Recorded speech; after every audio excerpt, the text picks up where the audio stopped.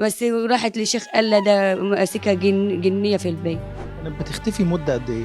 فضلت ادور وعجب في الجيزه. قعدت فيها يجي 15 يوم. معانا والد الفتاة المحترمة. ابني يجيني بس مش لفت على الدنيا كلها، الدنيا كلها وانا اقول يا حمزه، الدنيا كلها واسره اقول يا حمزه. ده هدى مش عارفه امشي.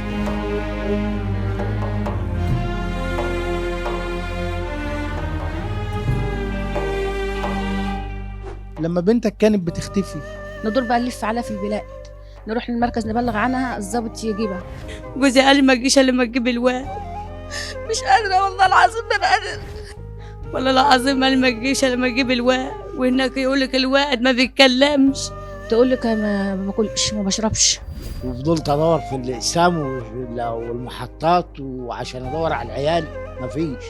هو ابني بس، مش طالبه حاجه الا ابني بس اللي طالباها، بس مش طالبه حاجه تاني.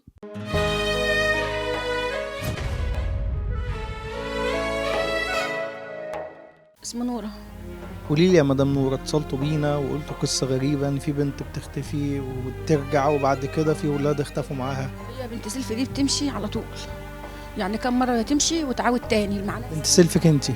مع نفسها كده، ما حدش بيكلمها، هي مع نفسها بتمشي وتعاود. عندها كام سنة؟ 14 سنه. تعاود وتيجي مع نفسها. كانت بتختفي مدة قد ايه؟ تقعد يعني في ايام، في مره اول مره مشت قعدت فيها يجي 15 يوم. 15 يوم؟ يعني قعدت من قبل العيد الكبير لحد بعد العيد، لحد بعد عيد الضحيه. معانا والد الفتاة المحترمة اللي هي كانت بتغيب او بتختفي زي ما بيقولوا، لان الناس تحت الجيران بيقولوا انها بتختفي. طبعا انا بسمع اساطير كده وحاجات غريبة انها الجن بيخفيها وبتظهر فجأة وبتاكل وتشرب مع نفسها، كلام كده واساطير بنسمعها. بلف على في كل حته، الشرق وبني سويف ابني ده انا جبت من على المحطه 3 مرات ولا 4 مرات. كانت بتغيب قد ايه؟ غابت الاسبوع اليومين اللي فاتوا 7 ايام، ورحت عملت محضر في المركز اللي قبلي. ليه ما حاولتش توديها دور رعاية ولا تسلمها لنجدة الطفل ولا تعمل ايه؟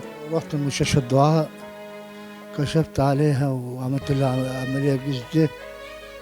ده هدى مش عارفه اروح لمين في. غلبتني والله، مش عارفه امشي. انا عماله طول النهار. اوصل لها النبي.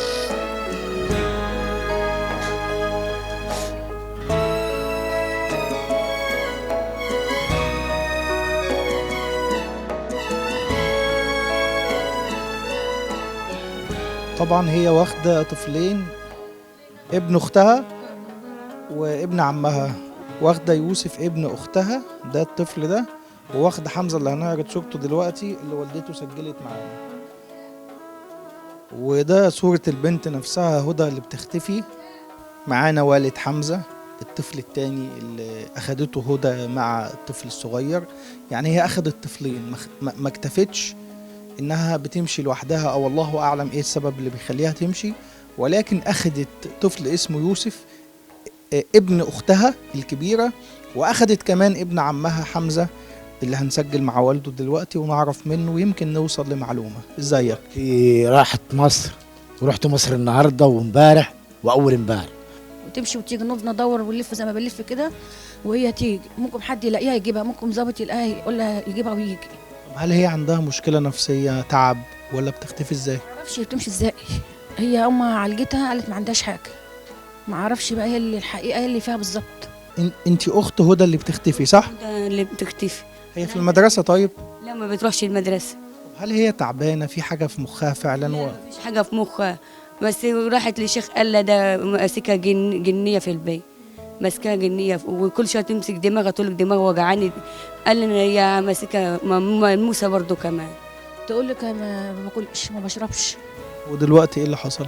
اللي حصل يوم الاثنين العشاء جت قالت لي ما تعالى ناخد حمزه معايا اجيب الشيبس من عند محمد هاشم جنبنا سوبر ماركت. بقول لها لا سيبيه عشان بعمل له الاكل وهياكل. قالت لي لا انا هاخده معايا مش هعوق. قلت لها يا بنتي ده هياكل. قالت لي لا انا مش هعوق. اللي مش هتعوق. جيت قعدت عملت الاكل واستنيت الواد يجي، الواد ما جاش. نزلنا نشوفها ما لقيناهاش، عند سوبر ماركت نجيبها قال لك ما جاش هنا. يعني خدت ابنك عنده كام سنة؟ عنده 5 سنين، وابن اختها عنده 4 سنين.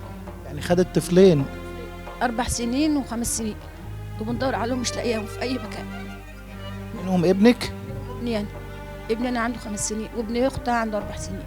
جوزي قال لي ما تجيش الا لما تجيب الواد، والله العظيم قال لي ما تجيش الا لما تجيب الواد. وهناك يقول لك الواد ما بيتكلمش خالص. ابني عنده 4 سنين عامل عمليه في دراعه الشمال وما بيتكلمش. يا ريت يقول بابا ولا ماما، ما بيقولش خالص.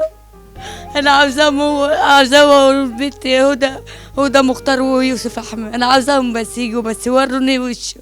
كل شويه اقول لي يا ابوي البنت فين يا ماي، راح فين يا ماي، الواد فين يا ماي، رحت فين يا يوسف، يقول لي شو يا امي انت رحتي فين. انا مش طالبه حاجه الا ابني بس، هو ابني بس يجيني.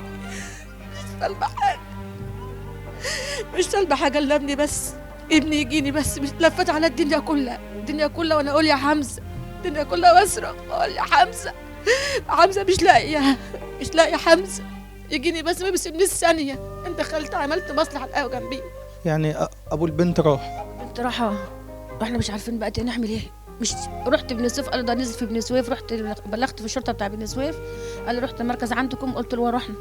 قال لي طب ما فيش معلومات جات، ومشيت ما جاش. دورنا عليها في البلاد كلها مش لاقيين. رحنا العربيه بتاع الواسطه هنا عندنا، راح قال لنا ده انا ركبتها نزلت نادي الرمايه. رحنا نادي الرمايه، قال لك ده السواق قال لي نزلت تاني. دورنا في نادي الرمايه مش لاقيينها. واحد عطاني رقم تليفون، وفضلت ادور في الاقسام والمحطات وعشان ادور على العيال مفيش. فضلت ادور في الجيزه، ورحت بتاع الاذاعه والتلفزيون. ما بنامش. انا مش عايزه حاجه الا ابني بس، ما بنامش. اللي الرابع النهارده اللي احتبر العشاء ده بتاع حمزه. مش عايزه حاجه الا ابني بس، هو ابني بس. مش طالبه حاجه الا ابني بس اللي طالباه بس، مش طالبه حاجه تاني. هل عملتوا محضر في الاسم؟ يعني عندكم رئيس المباحث محمد محروس من الناس المحترمه وحد مجتهد، هل كلمتوه رحتوا له؟ احنا قال لي بكره تعالي. لفت في جميع الاماكن. بس دي طفله يعني ممكن تكون خدت الولاد وراحت فين؟ ما فيش حد ليكوا قريب في القاهره اي حد؟ ما فيش الا عمتها، وعمتها بتدور قد ما جاتش. والله العظيم ما انا قادر. والله ما انا قادر، بس عايزه ابني ما بيغيبش عني يوم. اهدي وصلي على النبي عليه الصلاه والسلام.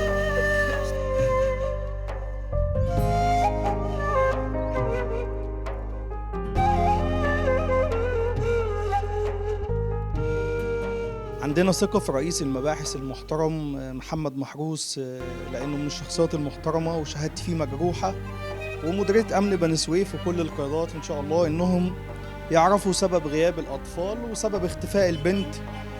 طبعا هي البنت بنتهم مش غريبة، وهي اللي أخدت الأطفال بإرادتها ومشت بيهم، ولكن إحنا بنحاول نوصل للأطفال علشان أهاليهم أو أمهاتهم والوجع اللي هم فيه. ودي كانت استغاثة من الأهالي سجلنا معاهم النهاردة، ونشوفكم مع حكاية جديدة في طريق الخير، والسلام عليكم.